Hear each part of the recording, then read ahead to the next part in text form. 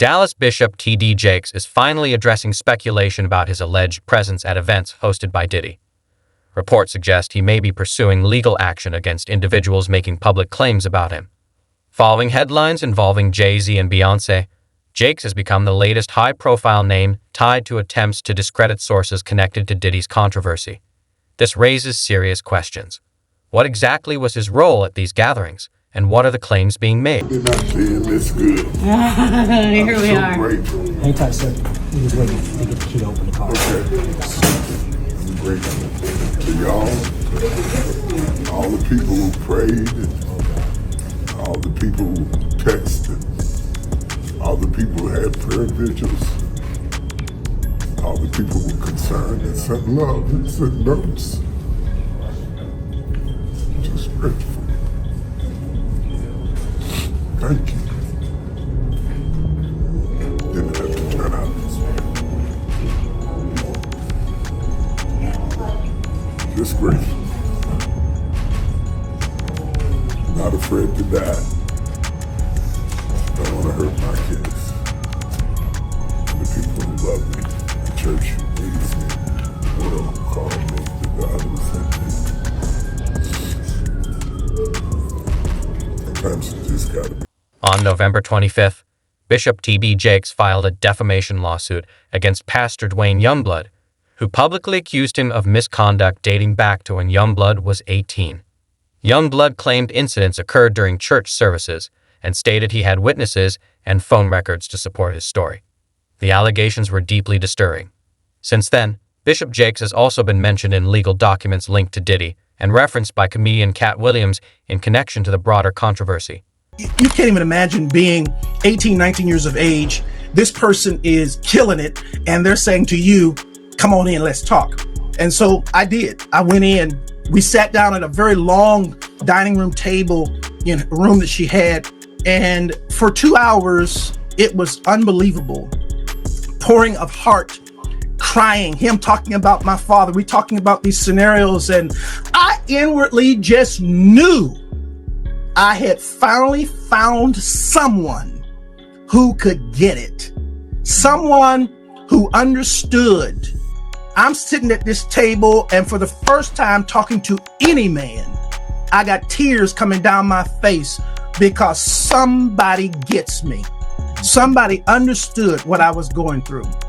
Well, after sitting there and having this long discourse with him, I finally look at my watch and I'm like, oh my goodness, I got to go. I got to get this car back to my mother. She's going to kill me. So I said to Bishop, I got to get up. And I got up from the table. He got up from the table. He walked around toward the way I had to exit quicker than I got over there. And when I started to walk past him, he pulled me to himself, wrapped his arms around me and tried to kiss me. And in that moment, I literally died. I could not. I tell you, to this day, I can't remember how I got out of that place. But I remember driving home with all kinds of crazy thoughts and what in the world am I going to do now? And I finally get home, get in the house, get in the bed. I'm going to try to go to sleep. And I get to sleep and get up in the morning. And in the morning, I step into our bathroom and my home phone rings. My mother answers the phone and she says to me, Wayne, it's Elder Jakes. And I get on that phone. And when I get on that telephone, I can hear water. He is sitting in a bathtub. And in that thing, he says to me, without any hesitation, there's 3 things I need you to do. The first one is, when I come to Pittsburgh, you're going to be the only person I sleep with. The second one is, you can't sleep with anybody else because I don't want to give my wife anything. And thirdly, I will take care of you the rest of your life. I can't to this day remember how I got off that phone, but I do know I made a decision that I wasn't going to the service that night. And eventually I told my mother, I'm not going to go to the service tonight. She says, no. you know we got a rule in this house. If we go, you go. I never told her what he had done. I went to church, and the most humiliating thing imaginable happened that night at church. Bishop Jakes, getting up to preach, speaks into that microphone. I'm going to ask young minister Youngblood to read for me. And after all of that drama of the last 24 hours, I had to read before. T.D. Jakes was first named in Lil Rod's lawsuit against Diddy, where claims surfaced that Diddy allegedly leveraged Jakes' religious influence to clean up his public image. According to the suit, Jakes allegedly used his position at the Potter's house to support Diddy's reputation and provide access to new circles.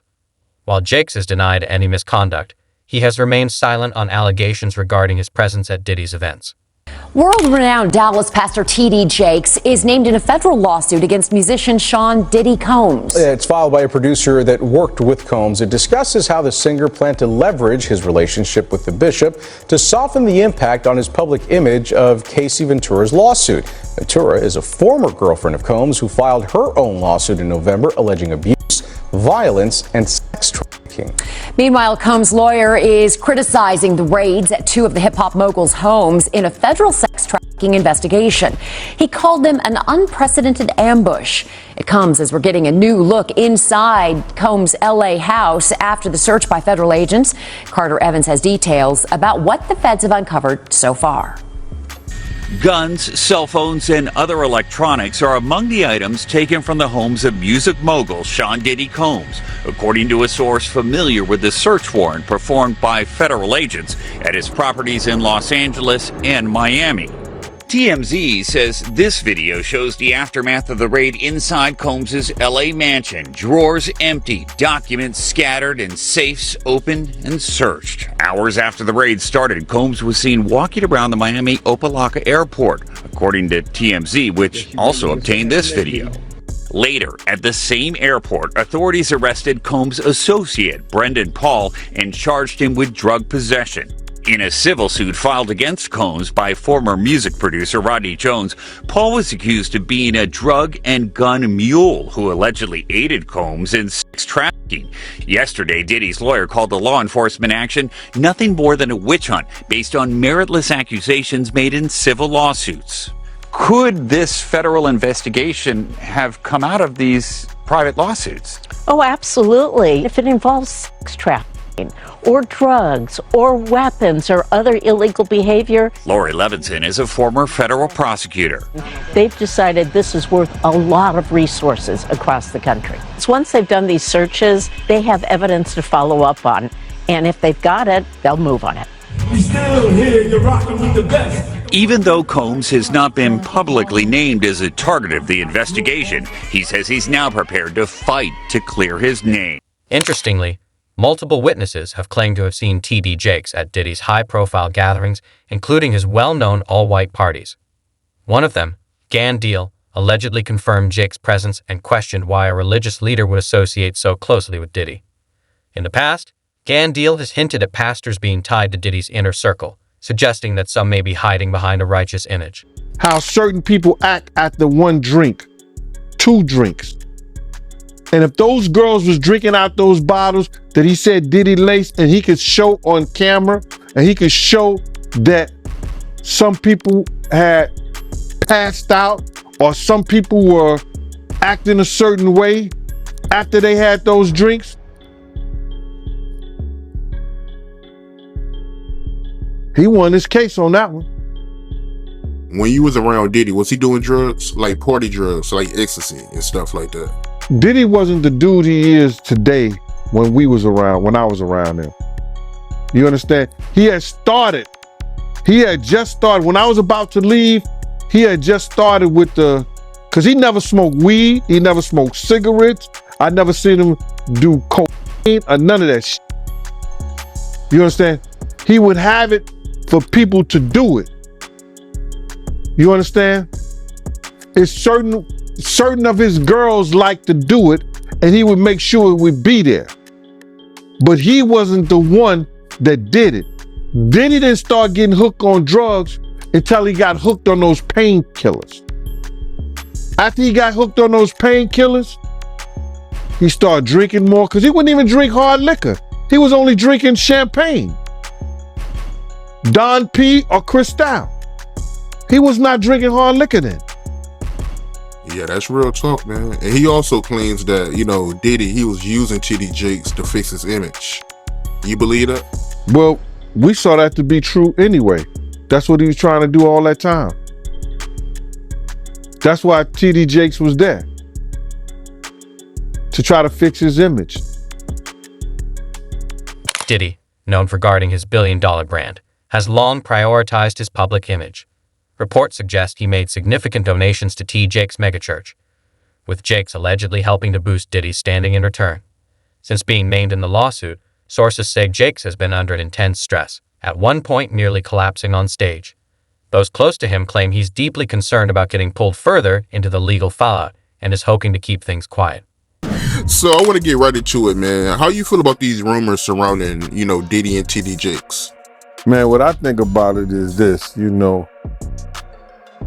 when I grew up in the church, the sinners was not supposed to have the same atmosphere with the saints. You have to be able to separate the two. So I'm looking at him as a saint going to a party that ain't nothing but sin, drinking, maybe fornication, man on man, woman on woman, he on she. But maybe he there to lay some hands on somebody. Maybe he there to save some souls.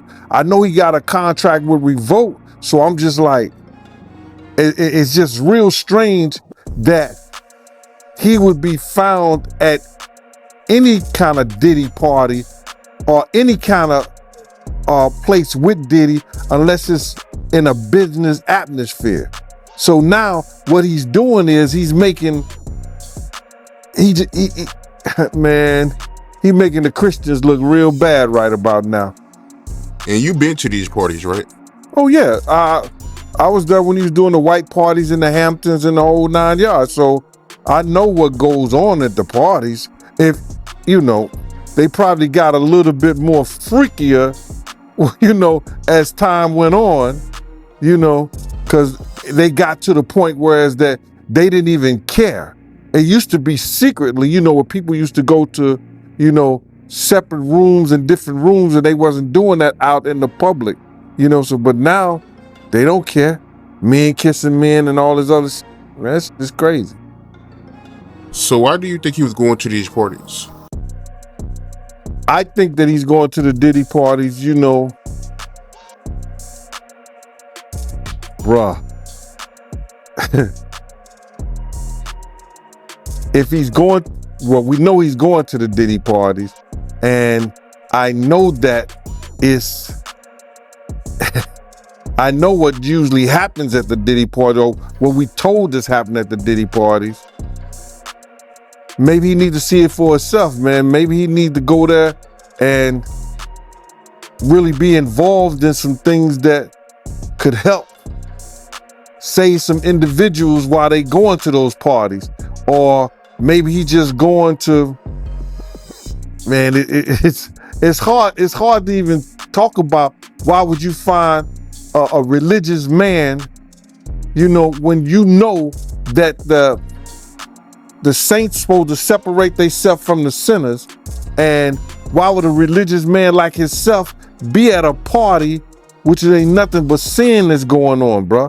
Whether it's drinking, maybe fornicating, maybe, like I said, men on men, women on women.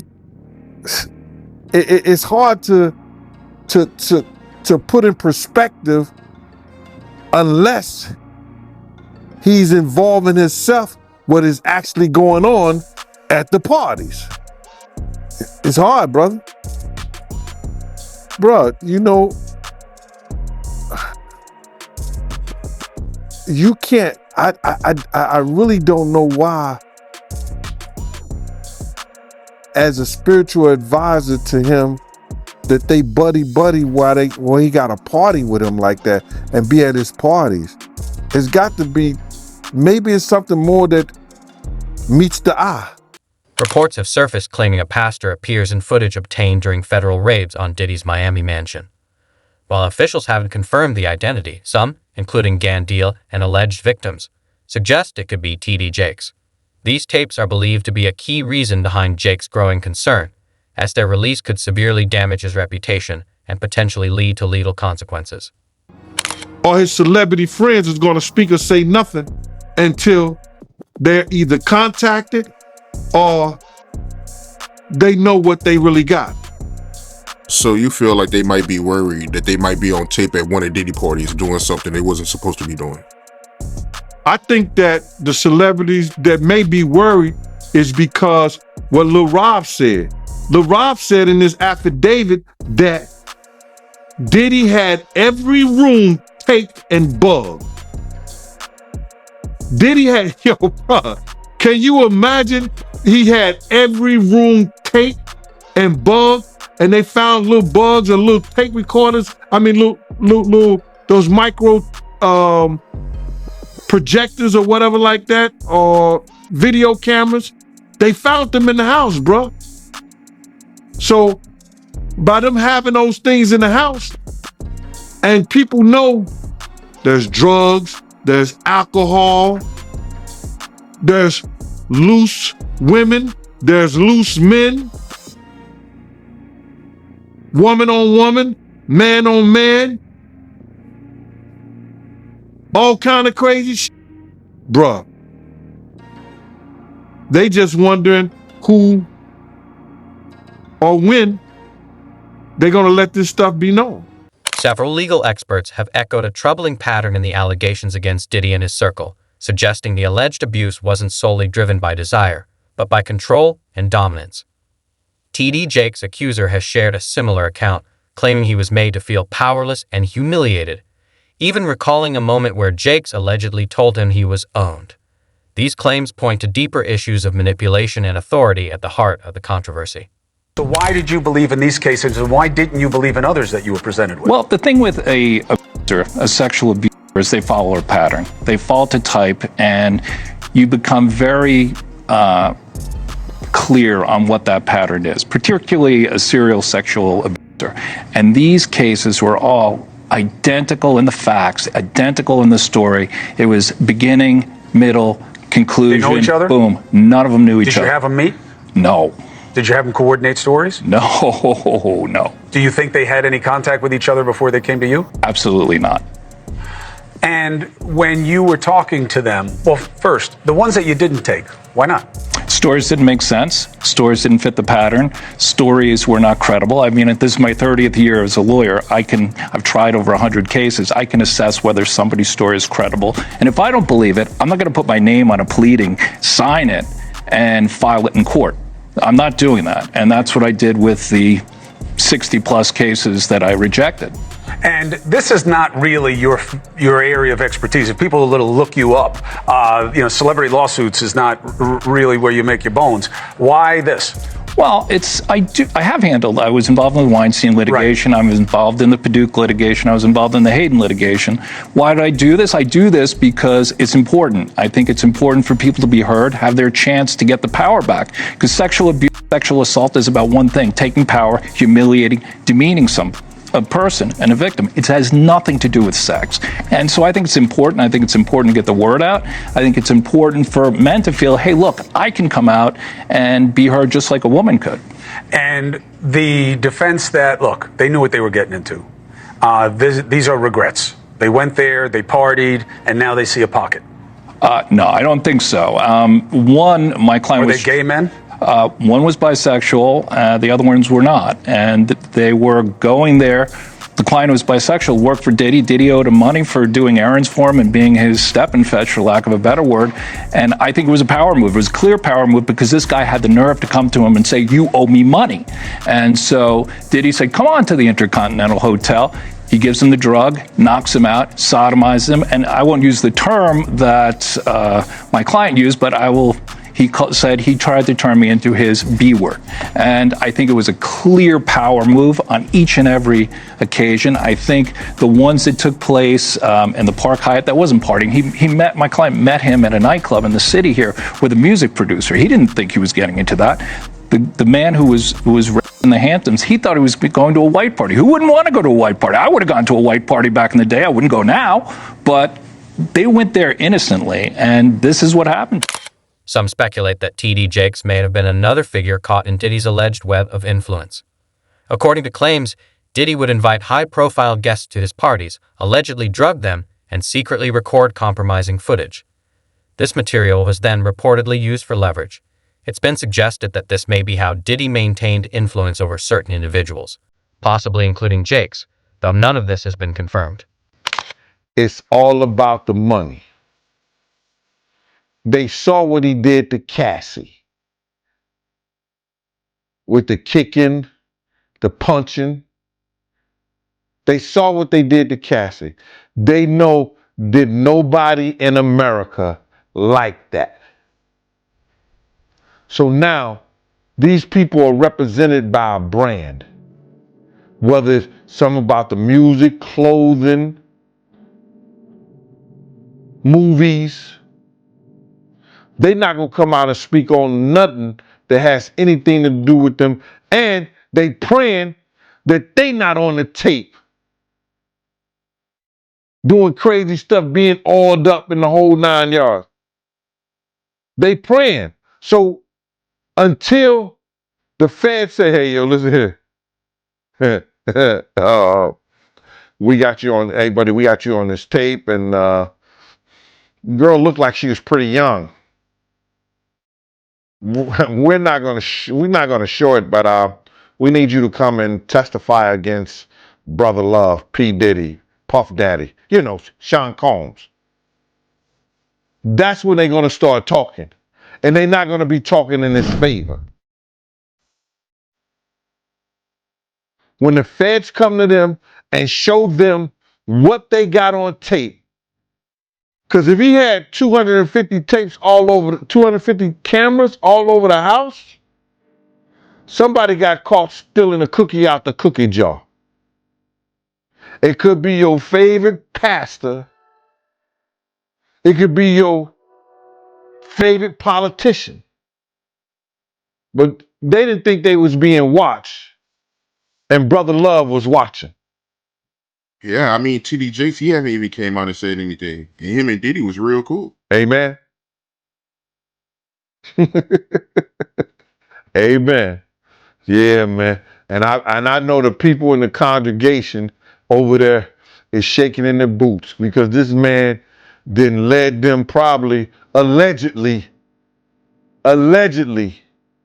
probably led them to damnation because those people's hearts are going to be broken if that man is seen on those tapes doing anything.